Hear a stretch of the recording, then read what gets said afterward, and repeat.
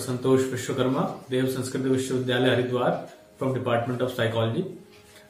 आज आप लोगों के बीच में एक विशेष विषय लेकर के उपस्थित हुआ हूं। विषय यह है कि हम लोग अपनी बौद्धिक क्षमता कैसे बढ़ाएं, जिसे हम कहते हैं इंटेलिजेंस, इंटेलेक्चुअल एबिलिटी, उसे हम किस प्रकार से बढ़ा सकते हैं, किस प्रकार से उस क्षमता को हम लोग संवार सकते हैं, क्योंकि दिन प्रतिदिन के जीवन में इसका उपयोग और इसकी आवश्यकता हमें हमेशा पड़ती है। तो इस संदर्भ में सबसे पहले हमें यह जान लेना चाहिए कि ये इंटेलेक्चुअल एबिलिटी क्या है, यानी ये इंटेलिजेंस क्या है, ये बुद्धि क्या है। तो अगर हम बुद्धि की बात करें तो बुद्धि विश्लेषण, विचार एवं विवेक की प्रक्रिया है। यानी इसमें 3 डायमेंशंस हैं, इसके 3 घटक हैं, 3 तत्व इसमें मुख्य रूप से शामिल हैं, 3 आयाम है इसके। जैसे कि आपका हो गया विश्लेषण, विचार एवं विवेक। अब सवाल उठता है कि क्यों बढ़ाएं, विश्लेषण, विचार और विवेक की प्रक्रिया में क्यों शामिल हो। तो इसके शामिल होने से हमें कई तरह के लाभ प्राप्त होते हैं, कई एडवांटेज है हमें इसके। क्या क्या एडवांटेज है इसके? एडवांटेज है हमें इस प्रकार के कि इससे हमारी समझदारी बढ़ती है, यानी अंडरस्टैंडिंग बढ़ती है। इससे डिसीजन एबिलिटी बढ़ती है, निर्णय करने की क्षमता बढ़ती है। तथा इसके द्वारा जो है हमारे क्या कहते हैं दूरदर्शिता, या जिसे हम कहें कि दूरदृष्टि, ये भी बढ़ती है।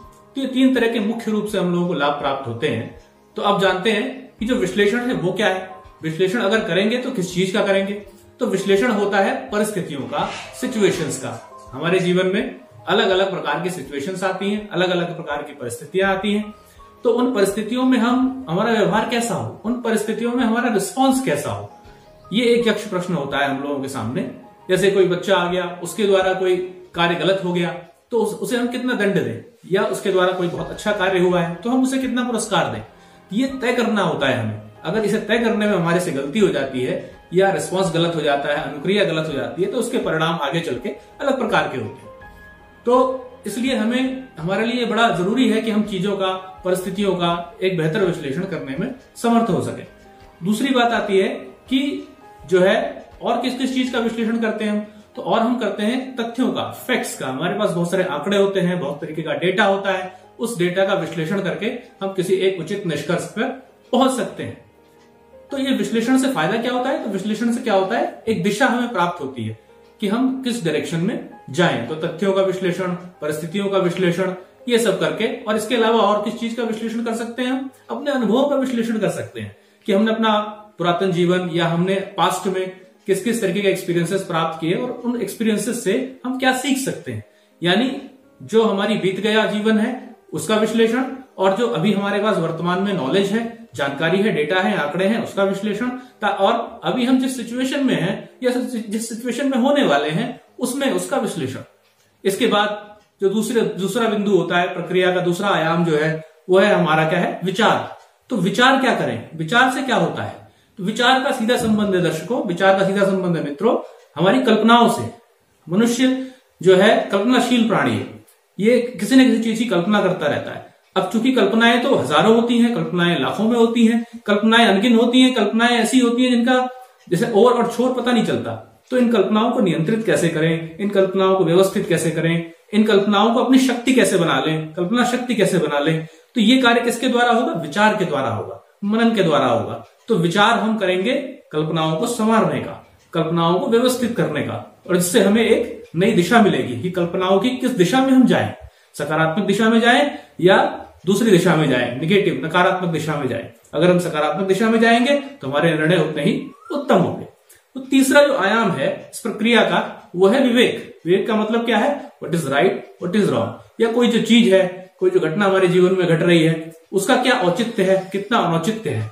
या नीर छीर करना, मतलब कितना दूध कितना पानी। जैसे हम लोग कथा सुनते आए हैं कि हंस में गुण होता है, नीर और छीर दोनों के बीच में अंतर जो है बता सकने में वो समर्थ होता है।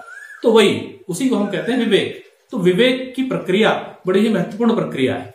अब जिस व्यक्ति में ये तीनों चीजें, जिसे कहें कि बहुत ही उचित प्रकार से सक्रिय होती हैं, यानी विवेक भी, विचार भी और आपका विश्लेषण भी, तो उस व्यक्ति को कई प्रकार के लाभ प्राप्त होते हैं। जैसे उसकी समझदारी का स्तर काफी उच्च हो जाता है, उसकी समझदारी का स्तर काफी बढ़ जाता है, और इस हद तक बढ़ जाता है कि वो घटनाओं का विश्लेषण, घटनाओं के संबंध में जो जिसे कहें कि समझ, उसकी काफी हद तक बढ़ जाती है।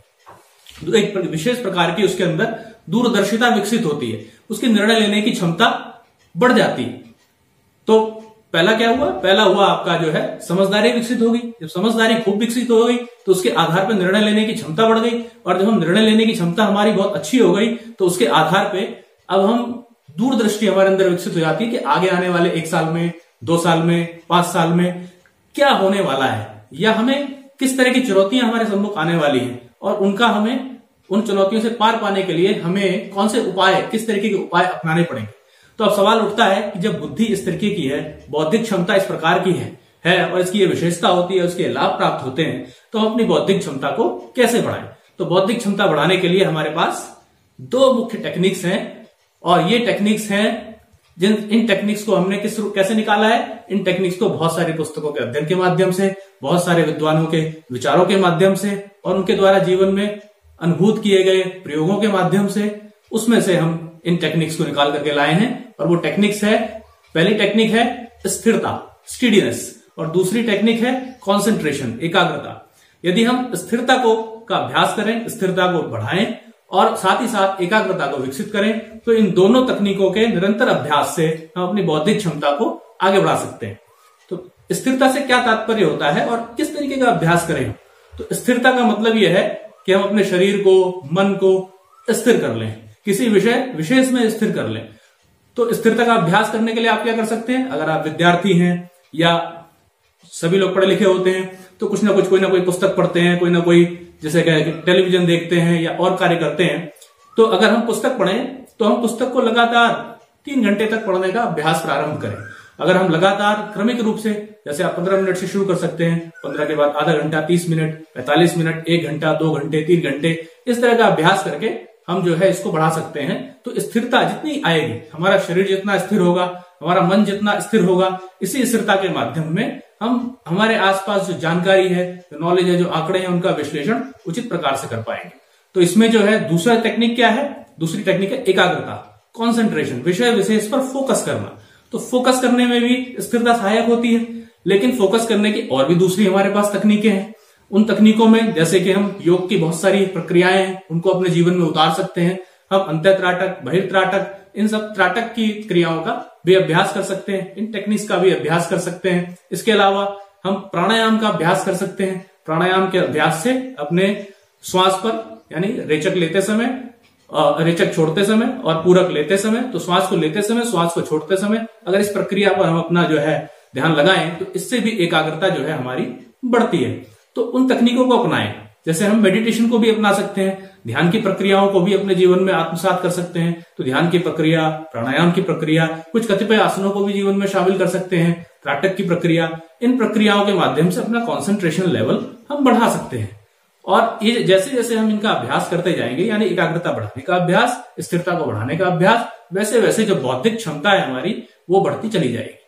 अब इसके साथ कुछ सहायक अंग भी होते हैं, कुछ ऐसी चीजें जिन्हें हम अगर जीवन में अपना लें तो स्थिरता और एकाग्रता आसानी से सधने लगती है। जैसे हम अपनी जिज्ञासा के स्तर को बढ़ाइए, तो इसको जानने समझने की जो अवेयरनेस है, जानने समझने का जो बोध है, ये अगर हम बढ़ाएं तो जिज्ञासा हमारे अंदर बढ़ती चली जाती है। और इसके अलावा हम बुद्धिमानों की संगति करें, बुद्धिमानों के साथ बैठें। इसके अलावा हम क्या करें? हम जो है अपनी जानकारी बढ़ाएं, ज्ञान संचय करें, अनेक अन्य बहुत प्रकार के विषयों को पढ़ने की कोशिश करें। तो बहुत प्रकार के जब हम विषयों को पढ़ने की कोशिश करते हैं तो उससे हमारे अंदर कई प्रकार के प्रश्न उत्पन्न होते हैं, जिज्ञासा उत्पन्न होती है, और फिर ये हमें वो रास्ता देती है कि हम उस प्रश्न का हल ढूंढें। तो इसके अलावा और क्या क्या कर सकते हैं? तो इसके अलावा और जो हम कर सकते हैं वो ये कर सकते हैं कि हम विद्वानों की संगति करें। विद्वानों की संगति के साथ साथ अपने जीवन में गहरी दृष्टि उत्पन्न करें। गहरी दृष्टि का मतलब यह है कि हम ये देखने की कोशिश करें कि हमारे आसपास ऐसी कौन सी चीजें हैं जो हमें सिखा सकती हैं। और आप विश्वास नहीं करेंगे कि आप जब भी इस तरह की का अभ्यास प्रारंभ करेंगे तो आप देखेंगे कि आपके आसपास जो परिवेश है, जो प्रकृति है, वो आपको बहुत कुछ सिखाने के लिए तैयार बैठी है।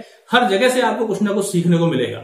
तो अगर आप गहरी दृष्टि विकसित करें, इसके अलावा आप विद्यार्थी भावना विकसित करें कि आप हमेशा सीखने के लिए तैयार हैं, आप स्टूडेंट के रूप में कार्य करें, विद्यार्थी के रूप में कार्य करें, तो इससे भी आपकी बौद्धिक क्षमता बढ़ने में आसानी होगी। और सबसे अंत में जो मैं कहना चाहूंगा वो ये कि इन सब प्रक्रियाओं को अपनाने के साथ साथ आप क्या करें, ईश्वर पर भी पूर्ण विश्वास रखें। जो चीजें तकनीकों के माध्यम से, प्रक्रियाओं के अभ्यास के माध्यम से पूर्णता को प्राप्त नहीं कर पाती हैं, उसमें जो कुछ कमी रह जाती है वो ईश्वर विश्वास से पूर्ण हो जाती है। तो अंत में ईश्वर पर पूर्ण विश्वास रखें। इससे जो है बौद्धिक क्षमता में आपकी निरंतर वृद्धि होगी और वाकई वृद्धि होगी। तो और इन प्रक्रियाओं का अभ्यास करके बहुत सारे विद्यार्थी, बहुत सारे लोग अपने जीवन में लाभ उठा रहे हैं। तो मेरा ये विचार था कि आप लोग भी इससे लाभ उठाएं और आनंद प्राप्त करें। इसी के साथ मैं अपने इस बात को समाप्त करता हूं। धन्यवाद, नमस्कार।